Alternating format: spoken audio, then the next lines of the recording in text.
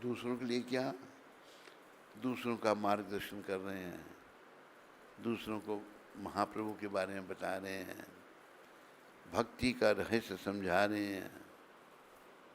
देखो बच्चा है, बच्चा जैसे घर में पैदा होगा वैसा ही वो उसका ज्ञान बन जाएगा।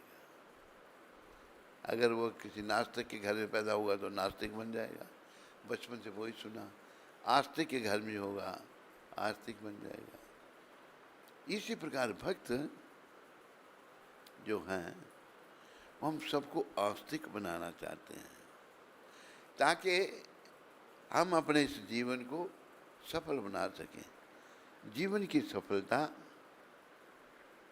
भगवत प्राप्ति पथ पर अग्रसर होकर भगवत प्राप्ति करना है, नहीं तो ये जीवन विफल है। तो ये कह रहे हैं शुद्ध भगत चरण रेणु, शुद्ध भक्तों की चरण रज ही भजन के अनुकूल है। देखो लोग भजन तो करते हैं, अनुकूल नहीं, प्रतिकूल भजन होता है।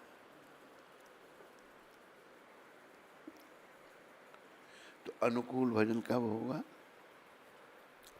जब शुद्ध भक्तों के चरणों की रज हमको प्राप्त हो।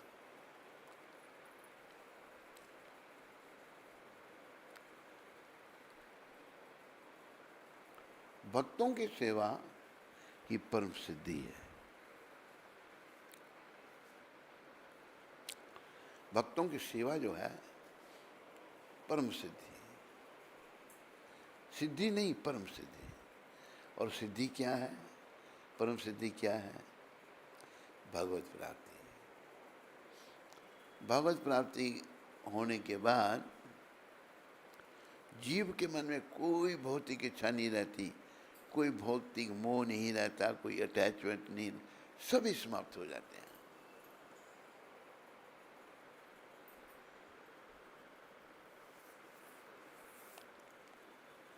जैसे बात हम कई बार सुनाते हैं, कुछ नई आत्मा सत्संग में है, रांका और बांका की पति पत्नी हैं, शुद्ध भक्त, परले दर्जे के गरीब हैं, गरीबी है।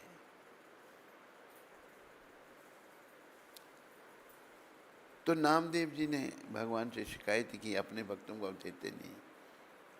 भगवान कहते हैं नामदेव मेरे भक्त कुछ लेते नहीं। लेकिन नामदेव जी नहीं समझे। अच्छा तुम चाहते हो मैं इनको कोई दूँ? स्वर्ण मुद्राएं रख दी, गोल्ड कॉइन्स। रांका आगे आगे आ रहे थे। लोक लाज, पति पत्नी साथ साथ नहीं चलते। अभी देखो साथ साथ क्या बाँ में बाँ डाल के चलेंगे, बेशर्मी का प्रदर्शन करेंगे और नरक में सड़ेंगे। तो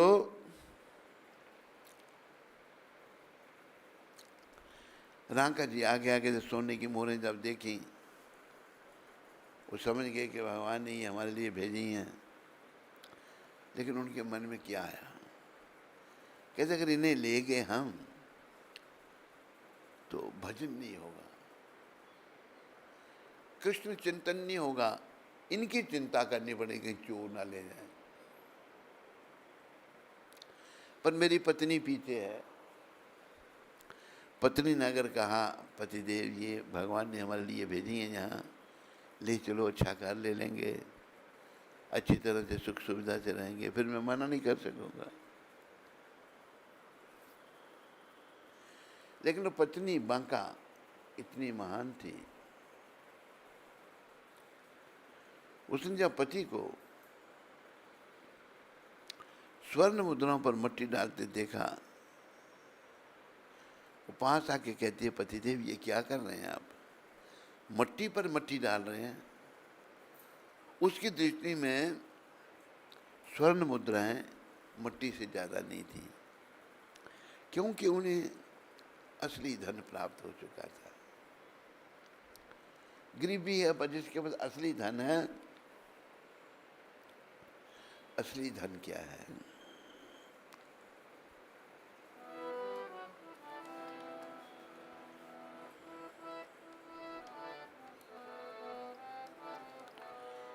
पायो जी मैंने राम रतन धन पाय, पायो जी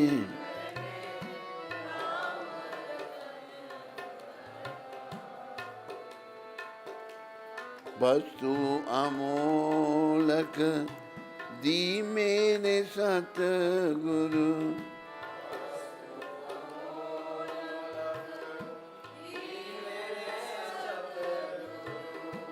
कृपा कर अपनायो,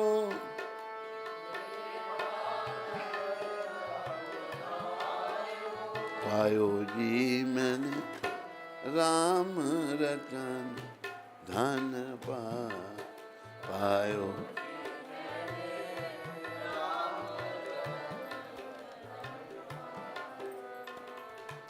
जन्म जन्म की पूंजी पाई, जन्म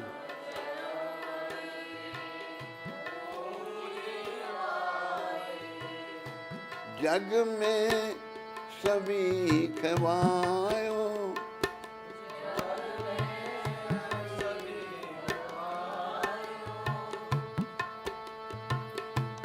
खर्चे न खूटे चोर न लेवे, खर्चे न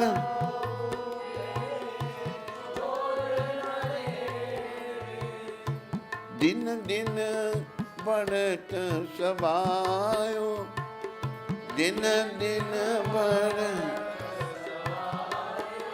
पायो जी मन राम रतन धन पायो।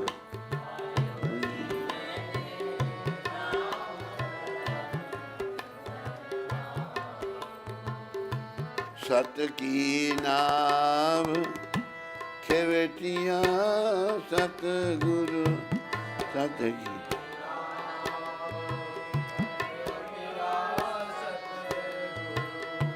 भव सागर तर आयो, भव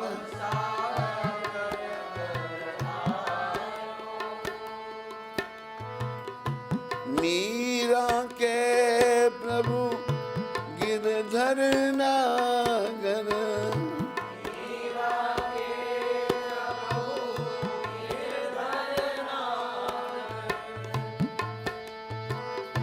मीरा के प्रभु गिरधर नागर,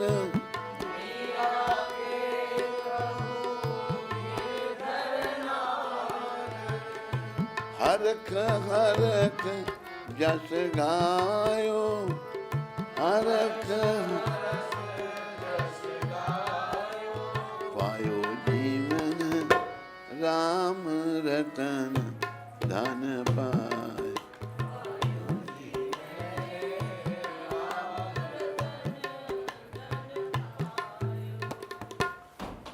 जिसे ये धन मिल गया, राम रतन धन जिसको मिल गया, उसको और किसी की इच्छा नहीं रहती। पायो जी मैंने राम रतन धन पायो, वस्तु अमोलक दी मेरे सतगुरु। ये वस्तु सतगुरु जी की कृपा से मिलती है, कृपा कर अपनायो। एक बार एक व्यक्ति, वाराणसी की बात है, वाराणसी नदी के उस पार से तुलसीदास जी की कथा सुनने आता था। एक दिन विलंब हो गया। विलंब जब हो गया तो नाव भी कोई नहीं मिली, देर हो गई थी। तुलसीदास जी कहते हैं, भाई आज रात को तुम यहीं रुको, कल चले जाना। वो कहता है, महाराज अगर मैं यहाँ रुका तो ध्यान मेरा घर में रहेगा। अगर मैं घर में चला गया तो ध्यान मेरा यहाँ रहेगा, कथा में रहेगा। तुलसीदास जी कहते हैं बात अच्छी है तुम्हारी। उन्होंने इधर आ, उसके हाथ में राम नाम लिख दिया। राम नाम लिख दिया, कह दी बस भगवान का ध्यान करते हुए जा। वो जल पर थल की तरह चलने लगा। अभी किनारे, नदी के किनारे पहुंच ही रहा था, पहुंचने वाला था। कहते मेरे हाथ में लिखा क्या था? उन्होंने देखा है, यही तो मैं भी जानता था। जैसे कहा मैं भी जानता था, गोते लगना शुरू हो गए। तुलसीदास जी देख रहे थे। उन्होंने कहा कि भाई बोलो तुलसीदास वाला राम, तुलसीदास वाला राम। दो चार गोते लगे, किनारे लगा। संतों से जो नाम मिलता है वही फलीभूत होता है। बिना संतों की कृपा से नाम जपने से कोई लाभ नहीं होगा। वस्तु अमोलक दी मेरे सदगुरु, और उनकी कृपा से मैंने इसको अपना लिया। बाकी इसके अलावा जन्म जन्म की पूंजी पाई, जग में सभी खुबायो। कई जन्मों में बहुत कुछ इकट्ठा किया भाई, सब समाप्त हो गया। लेकिन ये राम नाम का धन कैसा है? खर्चे न खूटे। नाम लोगे तो घटेगा थोड़ा। दिन दिन बढ़त सवायो, ये बढ़ता ही जाता है नाम। सत की नाव खवेटिया सतगुरु, जो सच्चाई पर चलता है, जो भक्त है, सतगुरु उसकी रक्षा करते हैं और उसे भवरूपी सागर से पार ले जाते हैं। सत की नाव खवेटिया सतगुरु, भव सागर तर आयो। मीरा के प्रभु गिरधर नागर। मीरा जी कहते हैं मेरे भगवान गिरधर नागर हरक हरक जस गायो। बड़े खुशी से मैं उनका जश गान करती हूँ, भगवान का नाम लेती हूँ। तो नाम सदगुरु से प्राप्त होता है और जपने से। अभी देखो प्रभुपाद सदगुरु हैं, उन्होंने दुनिया को नाम दिया जिन्होंने कभी सुना भी नहीं था। एक सदगुरु से आया था, उनका जीवन बदलना शुरू हो गया। प्रभुपाद जी ने ही प्रयास किया, ये समझाया कि नाम जपो जैसे तैसे भी। और महाप्रभु ने भी यही कहा, उठीते बैसीते खाईते शुईते यथा तथा नाम ले। उठते बैठते खाते सोते जैसे तैसे भी नाम लो। देश काल नियम नाही सर्व सिद्धि होए। ये नहीं है पीठ उधर नहीं। देश काल नियम नाही सर्व सिद्धि होए। ये नहीं कि अभी नाम जपना भी नहीं जपना, ऐसा नहीं है। किसी भी समय कहीं भी नाम जपना है। तो भक्ति विनोद ठाकुर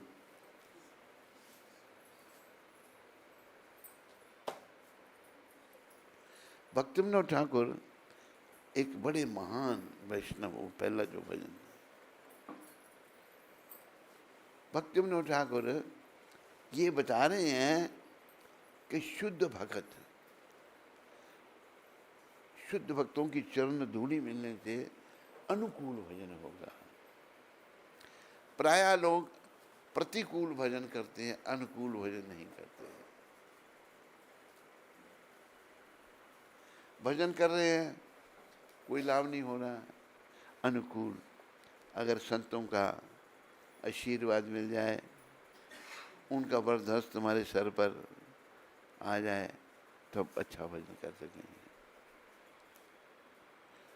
माधव तिथि भक्ति जननी यतने पर, ये जो माधव तिथि एकादशी, बड़े यत्न से इसको पालन करना है।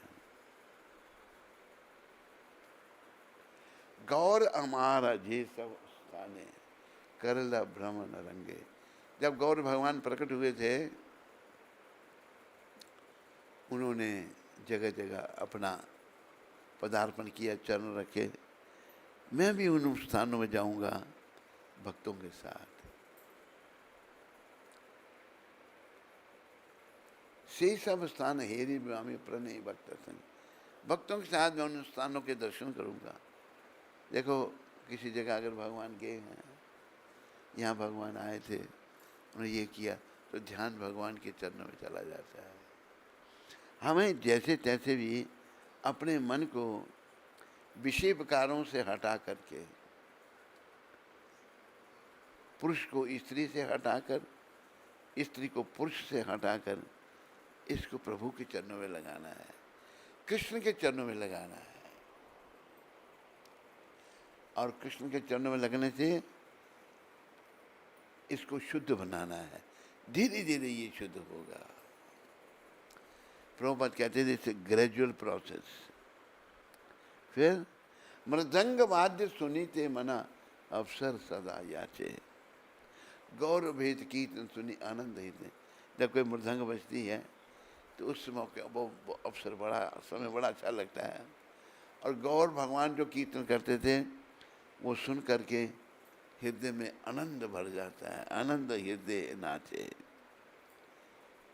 फिर युगल मूर्ति देखी या मोर परम आनंद, युगल राधा कृष्ण।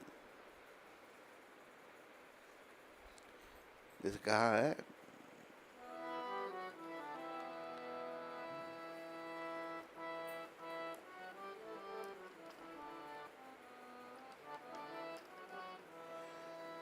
राधा कृष्ण प्राण मोरा युगल किशोर।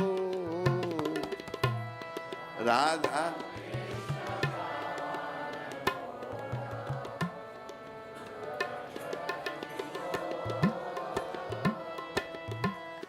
जीवन मरने गति आर नहीं मोह।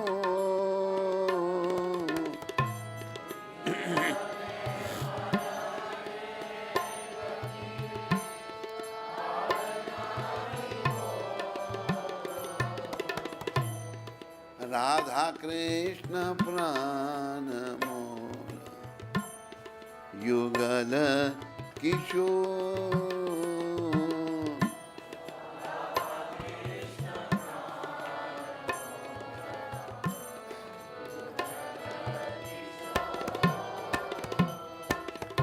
राधा कृष्ण जो हैं, युगल जोड़ी मेरे प्राण हैं।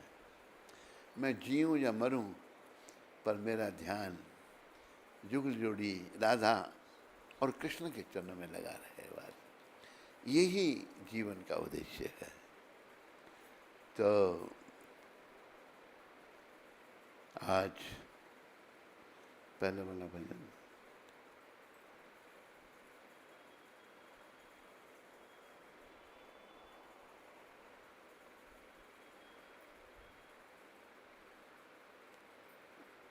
तो भक्ति विनोद ठाकुर कहते हैं कि जब मैं युगल मूर्ति को देखता हूँ और प्रसाद को सेवन करता हूँ, सारे प्रपंच चले जाते हैं। जिस दिन घर में भजन होता है, घर जो है गोलोक धाम जैसा लगता है। ग्रह गोलोक भाया चरण सिद्धू देखी या गंगा सुख न सीमा पाया।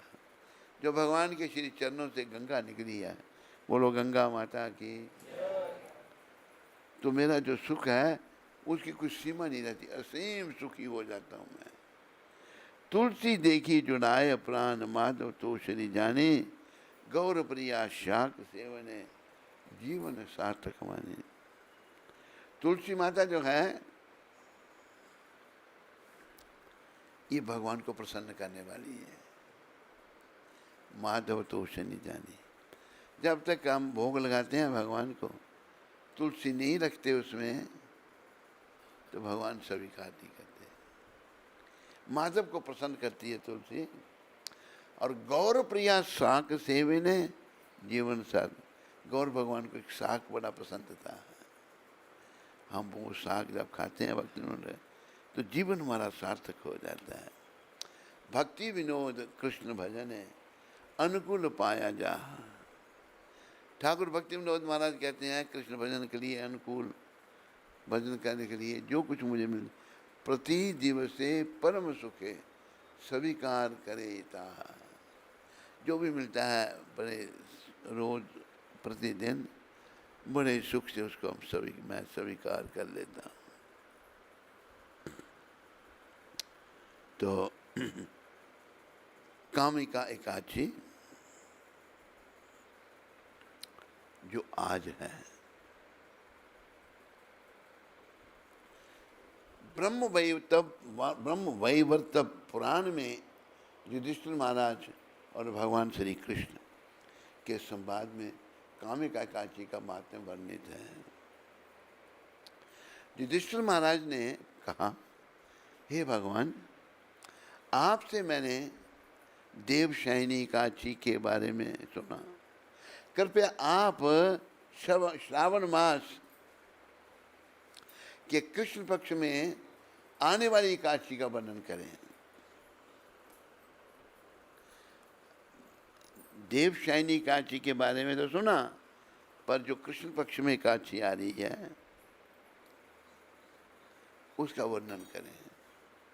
भगवान श्री कृष्ण ने कहा, हे राजन, ध्यान से सुनिए। बहुत पहले नारद जी ने यही प्रश्न ब्रह्मा जी को पूछा था।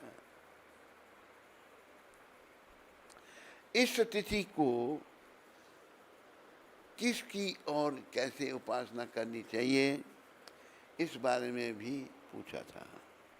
जगत गुरु ब्रह्मा जी ने तभी कहा, इस एकादशी को कामिका कहा जाता है। इसके महात्म को श्रवण करने से वाजपेयी यज्ञ करने का फल प्राप्त होता है। एक यज्ञ वाजपेयी है, इसका महात्म श्रवण करने से उस यज्ञ का फल मिलता है। इस तिथि को शंख चक्र गदा पद्म धारण करने वाले भगवान विष्णु की पूजा करनी चाहिए। बोलो शंख चक्र गदा धारण करने वाले भगवान की, उनकी पूजा करनी चाहिए। इस दिन भगवान विष्णु की उपासना करने से पवित्र तीर्थ स्नान जैसे कि गंगा, काशी, नैमिषारण्य, पुष्कर जैसे पवित्र स्थानों पर स्नान करने का पुण्य प्राप्त होता है। इस दिन विष्णु की उपासना करने से पवित्र तीर्थ स्थानों, ये जो मैंने नाम बोले, वो पुण्य प्राप्त होता है। गंगा, काशी, नैमिषारण्य, पुष्कर जैसे पवित्र स्थानों पर स्नान करने का पुण्य प्राप्त होता है। सूर्य ग्रहण के समय केदारनाथ अथवा कुरुक्षेत्र में स्नान करने वाले पुण्य से हजारों गुना अधिक पुण्य केवल कामिका एकादशी को विष्णु की पूजा करने से मिलता है। आज के दिन विष्णु की पूजा करने से बहुत महत्व बताया है, उससे भी अधिक पुण्य मिलता है। जिस प्रकार कमल को पानी स्पर्श नहीं कर सकता, उसी प्रकार कामिका एकादशी करने वाले को पाप स्पर्श नहीं कर सकता। कमल का फूल पानी में होता है, पानी का उस पर कोई असर नहीं है, पानी से बड़ा हुआ। इसी प्रकार जो इस एकादशी का व्रत करता है उसको पाप स्पर्श नहीं कर सकता। इतना महात्म है। तुलसी पत्र से भगवान हरि की उपासना करता है, वह सभी पापों से मुक्त हो जाता है। तुलसी के केवल दर्शन मात्र से सभी पाप नष्ट हो जाते हैं। देखो तुलसी का कितना, दर्शन मात्र से। तुलसी माता का ध्यान रखो, दर्शन मात्र से सब पाप समाप्त हो जाएंगे। और हमारे स्वरों पर पाप है, पापों ने हमारी बुद्धि को मलिन कर रखा है। तो ये मलिन बुद्धि जो है, इसको शुद्ध करना है। ये शुद्ध भगवान के चरणों में प्रार्थना करने से रोग मुक्त भी व्यक्ति हो जाता है। और उसे स्नान करने से यमराज का मुख देखना असंभव है। उसे स्नान करने से यमराज का मुख देखना संभव है, तथा उनका डर नहीं रहता। यमराज से हम सब डरते हैं। यहाँ पर कोई है जो यमराज से नहीं डरता? हाथ खड़ा करो। अच्छा, जो डरते हैं वो हाथ खड़ा करो। अरे बड़े बड़े डरते हैं, जो कहीं हाथ नहीं खड़ा करे। अब जैसे एक बार रावण अपने विमान पे जा रहा था, पुष्पक विमान। उसका विमान ऊपर रुक गया। रावण को बड़ा क्रोध आ रहा है। तो रावण के साथ उसका मामा मारीच भी साथ में था। तो मारीच ने कहा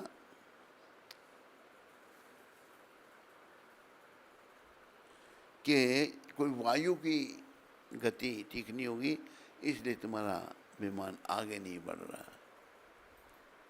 तब रावण ने कहा, वायु वायु की क्या शक्ति जो मेरी इच्छा के प्रतिकूल चल सके, मुझसे विरुद्ध होकर आकाश मंडल में उड़ सके। वो तो चीज ही क्या है, काल की आज मजाल नहीं, कर जाए अचानक बाल बेबी का। ये बुझ दंड प्रचंड न राखत, घोर घमंड किसी का। क्रोध न आए विरोध न हो, अपमान करे एक श्वान गली का। रोक लिया नभ मंडल में किन वाहन, रावण लंकपति का। रावण कहता, मेरा वाहन किसने रोका है? कहाँ है वो रावण? वो भी खत्म हो गया। तो हमें इस काची व्रत करने का इतना वो फल है कि हम अभय दान मिल जाता है हमको। रावण में इतनी शक्ति थी, वो भी कुछ नहीं कर सका। जैसे तुलसी रोपण से भगवान श्री कृष्ण के साथ रहने का भाग्य प्राप्त होता है। तुलसी लगाएं तो भगवान के साथ हम रह सकते हैं। भावना का उत्थान करना है, और उनके चरण कमलों पर तुलसी अर्पण करने से भक्ति प्राप्त होती है। भगवान के चरणों पर तुलसी डालनी चाहिए। भक्ति मतलब भगवान की सेवा मिल जाती है। भक्ति मिलने से ही भगवान मिलते हैं, बिना भक्ति के भगवान नहीं मिलते। इसलिए कहा है, भक्ति भगवान की कर ले, भक्ति श्री कृष्ण की कर ले,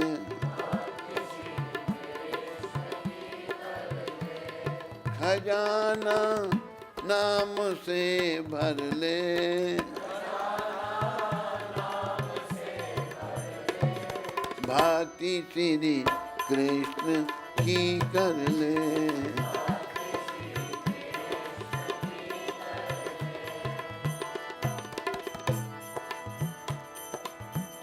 निकल जाएगा दम तो कौड़ी से महंगा है तन तेरा। ना कोई पास बैठेगा, ना कोई कहेगा फिर मेरा, ना कोई रोटी पूछेगा, ना कोई पूछेगा खाना। कहेंगे ले चलो इन्हें अभी शमशान पहुंचाना।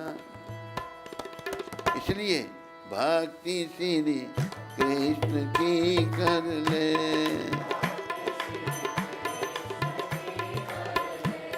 खजाना नाम से भर ले,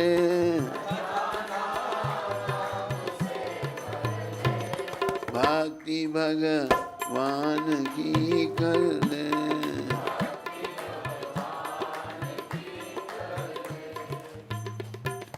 याद रखो, आज एकादशी के दिन कामिका एकादशी, बस केवल भक्ति भगवान की। अभी हमारा मलिन मन ये नहीं समझ सकता, अगर मैंने भक्ति नहीं की तो मेरी दुर्गति हो जाएगी, अगर मैंने अपनी शुद्धि नहीं की तो मुझे करोड़ों सालों तक तड़फना पड़ेगा। शरीरों में, अलग अलग शरीरों में जाना पड़ेगा। पुनरपि जननम पुनरपि मरणम पुनरपि जननी जठरे शयनम, यह संसारे बहु दुस्तारे, कृपा ही पारे पाही मुरारे। तुलसी अर्पण करने से भक्ति प्राप्त होती है। एकादशी के दिन तुलसी महारानी को घी का दीपक और प्रणाम अर्पण करने से उससे प्राप्त होने वाले पुण्य का हिसाब करने के लिए चित्रगुप्त भी असमर्थ हैं। इतना पुण्य, घी का दीप। कई बार हम जो है ना घी खाते हैं पर भगवान को अर्पण नहीं करते, दीपक नहीं जलाते। घी जो है वो भगवान के आगे दीपक जलाने के लिए उसका प्रयोग होना चाहिए। तो जैसे यहाँ वर्णन आया है, पुण्य का हिसाब करने के लिए चित्रगुप्त भी असमर्थ है, चित्रगुप्त भी समर्थ नहीं है।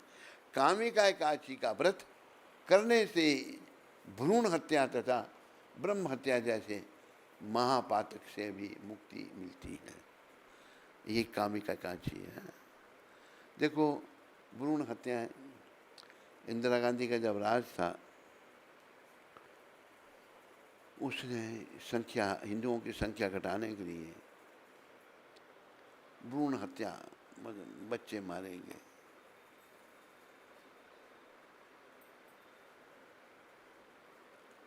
करोड़ों बच्चे मारेंगे, 1 लाख 2 लाख नहीं, मुसलमानों के नहीं, खाली हिंदुओं की। तो भ्रूण हत्या जो हो गई, उनके लिए भी इस व्रत का जो है, कामिका एकादशी का जो व्रत है, ये उसमें लाभकारी है। इस महात्म का श्रद्धा से भी जो भी श्रवण अथवा कथन करेगा उसे वैकुंठ प्राप्ति होती है। श्रद्धा से जो करेगा उसको भी वैकुंठ मिलेगा। बोलो वैकुंठ धाम की। तो सभी को वैकुंठ जाना चाहिए।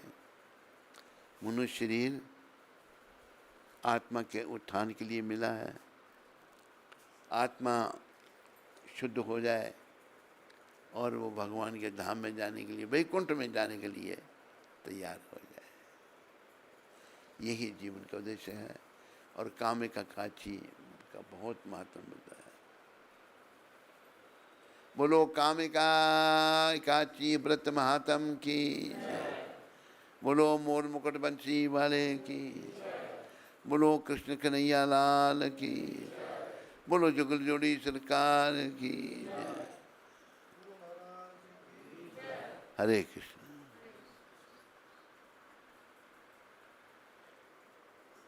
प्रश्न कोई किसी को?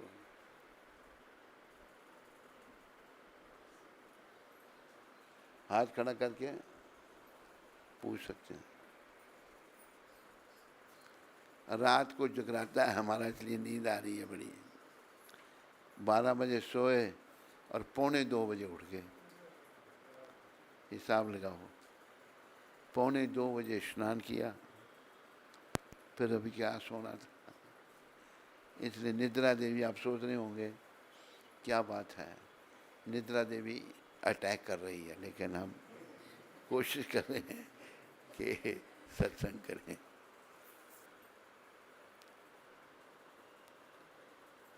कबीर जी ने निद्रा के बारे में बहुत अच्छा कहा, नींद निशानी मौत की, उठ कबीरा जाग,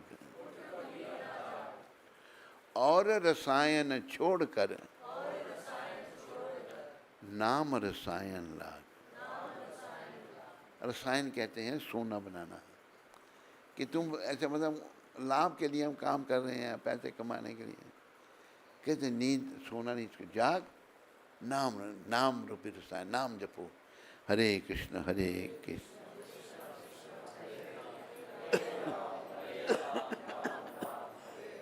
हरे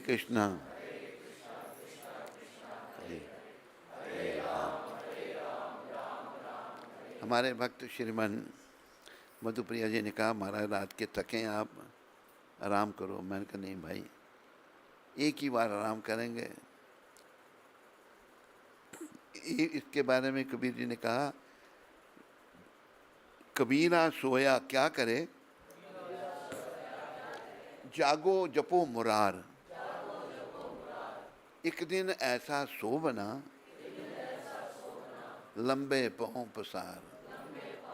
सबको सोना पड़ेगा, लंबे टांगे पसार, फिर उठेगा ही नहीं, अभी जागो। कहा कि मैंने कहा नहीं भाई, भक्त लोग आज इतनी जनता, आज सब लोगों ने आज ही अटैक कर दिया इकट्ठा, हैं बड़ा अटैक हो गया। देखो प्रभुपाद की कृपा से पहले ही दिख गया, बहुत लोग आने वाले हैं। तो आज 31 तारीख है, 31। तो गुरु महाराज की शिक्षा प्रभुपाद जी की, ये हाय गरीब को पत्र लिखा था प्रभुपाद जी ने। एक पुस्तक है जिसका नाम है एक्वेरियन गॉस्पेल, जिसमें लिखा है कि ईसा मसीह जगन्नाथ मंदिर में रहते थे, बिना भगवान के भक्त हुए वे कैसे वहाँ रह सकते थे, और कैसे मंदिर के अधिकारी एक भक्त को वहाँ रहने की अनुमति देते। उस पुस्तक के प्रति, उस पुस्तक से प्रतीत होता है कि ब्राह्मणों के साथ ईसा मसीह के घनिष्ठ संबंध थे। ईसाई के जो बड़े थे ईसा मसीह, वो भी रहते थे जगन्नाथ मंदिर में। पत्र में ये लिख रहे हैं प्रभुपाद, और ब्राह्मणों के साथ उनके अच्छे संबंध थे। बोलो पतित पावन शिला प्रभुपाद की, हरे कृष्ण। और कोई प्रश्न किसी को तो नहीं? तेरे पास है कोई? भूमिका माता मुरादाबाद से, हरे कृष्ण महाराज जी, आपके चरणों में पतित पुत्री का कोटि कोटि दंडवत प्रणाम। श्री श्री राधा श्यामचंद्र भगवान जी से प्रार्थना है कि आपका स्वस्थ हमेशा अच्छा रहे और आपको दीर्घायु प्रदान करें। महाराज जी, मेरा प्रश्न है कि क्या भक्त की जाति होती है? क्या एक दीक्षित भक्त के साथ उसकी भौतिक जाति के आधार पर उसके साथ व्यवहार करना चाहिए? श्रील प्रभुपाद जी ने तो ऐसा कहीं नहीं लिखा, ना ही गीता में ऐसा कुछ लिखा है। कृपया मार्गदर्शन करें महाराज जी। मैंने तो ऐसा कोई कहा नहीं भाई। अब ये मेरे को पूछ रही है कि इसको वैष्णव मेरा जाति बुद्धि, जो वैष्णव बन जाता है ना, उसकी कोई जात नहीं रहती। कहाँ है? सारे इस बात को याद रखो, जात पात पूछे नहीं कोई, हरि को भजई सो हरि का होए। ये रामानंदाचार्य बहुत बड़े आचार्य हुए, जिनके पास दीक्षा लेने के लिए कृष्ण भगवान ने धन्ना जाट को भेजा था। जब रामानंदाचार्य से दीक्षा लो, उन्होंने ये कहा, और हमारा भी यही सिद्धांत है, गौड़ीय सिद्धांत ये। अभी देखो महाप्रभु जो थे स्वयं कृष्ण है राधा भाव में, उनके प्रधान अनुयायी हरिदास ठाकुर मुसलमान थे। तो कौन होगा हरिदास ठाकुर जैसा, जो 24 घंटे में से 22 घंटे रोज नाम जपते थे। शिला रूप शिला सनातन थे ब्राह्मण, लेकिन उनके नाम बदल गए थे, दवीर खास साकर मलिक। पर एक बात ये ध्यान रखनी है कि भक्त बनना पड़ेगा। भक्त बने नहीं, ऐसे भक्ति का स्वांग कर दिया तो वो ठीक नहीं। जो शुद्ध भक्त है, अब जैसे कि हमारी संप्रदाय में भी झारू ठाकुर हुए। झारू ठाकुर जो थे वो शूद्र परिवार से थे, और एक थे कालिदास जी। कालिदास बड़े उच्च कोटि के व्यक्ति थे, उनका बड़ा अमीर परिवार थे, पर वो भी वैष्णव थे। कालिदास जी को जहाँ पता लगता है यहाँ वैष्णव है, वहाँ चले जाते थे वैष्णव की जूठ खाने के लिए। तो उनके पास झारू ठाकुर के पास गए, तो झारू ठाकुर प्रणाम करते हैं उनको, वो उनको करते हैं। वो कहते हैं मैं आपके लिए पड़ोस के घर से, पड़ोस में ब्राह्मण का घर है, कुछ खाने के लिए मंगवाऊँ? कहते मैं आपके घर से खा सकता हूँ? कहते मैं शूद्र हूँ। ये मतलब शुद्ध भक्त भी अपने आप को विनम्र बना दे, मैं शूद्र हूँ। उन्होंने कहा कि भाई वैष्णव की कोई जात नहीं होती। वो ठीक है। उन्होंने कालिदास जी ने बहुत सारे शास्त्र पढ़े, उन्होंने बताया कि इस शास्त्र में यहाँ ये लिखा है, इसमें ये लिखा कि वैष्णव की, कि शास्त्र में सब ठीक है, पर मैं तो वैष्णव ही नहीं हूँ, मैं तो शूद्र ही हूँ। ये शुद्ध भक्त के लक्षण। तो उन्होंने, लेकिन कालिदास जी भी बड़े महान थे। उन्हें जब हार गए, वो कुछ नहीं दिया उन्होंने, झारू ठाकुर ने उनको, तो उनके लिए आम लेके आए थे। आम अर्पण किए, प्रणाम किया, चले गए। वो आम उनकी पत्नी ने, गौ ने का विग्रह था, उनको अर्पण किए। पति ने खाए, पत्नी ने भी खाए। छिलके और गुठली आम की नहीं खाई जाती, खाते हैं? हैं? पलवल में नहीं, सोच में बढ़ के जवाब नहीं देते। बोलो नहीं, नहीं बोलो, कहीं भी नहीं खाते। लेकिन कालिदास जी इतने महान, प्रतीक्षा करते, छुप गए उनके घर के बाहर। जब उनके खाए, उन्होंने आम और छिलके बाहर फेंके, और माता वो चले गई अंदर। झारू ठाकुर की पत्नी, कालिदास जी आए, छिलके लेके चाटने लगे, वैष्णव का प्रसाद। तो क्या फलादेश हुआ उसका। कालिदास जी महाराज जगन्नाथपुरी आए। जगन्नाथपुरी में जब आप दर्शन करने जाएं तो पाँव को धोया जाता है। तो भगवान अपने चरणों को धोते थे, लोग चुनामत लेने लग पड़ते थे। भगवान ने मना, कोई पानी नहीं पिएगा। सबको डांट लगा दी। कालिदास जी जब पहुँचे पुरी में, तो भगवान अपने चरणों को धो रहे थे। उन्होंने आके एक उंगली पी, दो पी, भगवान ने उनको कुछ नहीं कहा। क्यों? कालिदास जी जो हैं वैष्णवों की कृपा ले चुके थे। वैष्णवों की कृपा प्राप्त करना बड़ा आवश्यक है। वैष्णवों की कृपा से भगवान मिलते हैं। और प्रश्न है?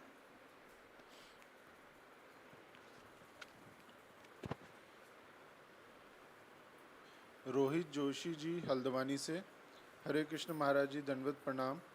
महाराज जी, एकादशी के दिन हम तुलसी में जल दे सकते हैं क्या?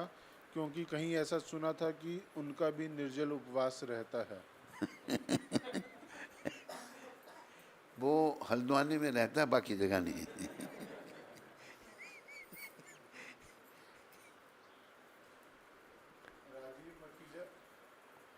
राजीव मखीजा जी दिल्ली से, हरे कृष्ण महाराज जी, आपके चरणों में मेरा कोटि कोटि प्रणाम। महाराज जी, मैंने भक्तों को देखा है प्रसाद पाते समय बात नहीं करते, भोग बनाते समय, प्रसाद परोसते समय और प्रसाद पाते समय अगर हम भगवत सिमरन के अलावा कुछ और बातें करते हैं तो भोजन का क्या प्रभाव पड़ता है? वो जो बातें आप कर रहे हैं वही प्रभाव पड़ता है उन पर भी।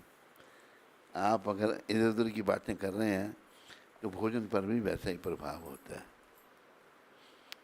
भोजन बनाते समय शुद्धि से बनाना चाहिए, और सिमरन करते हुए हरे कृष्ण कृष्ण हरे राम। सबका धन्यवाद। अभी आप लोग इधर से के लिए अलग करो, प्रसाद लो मेरे।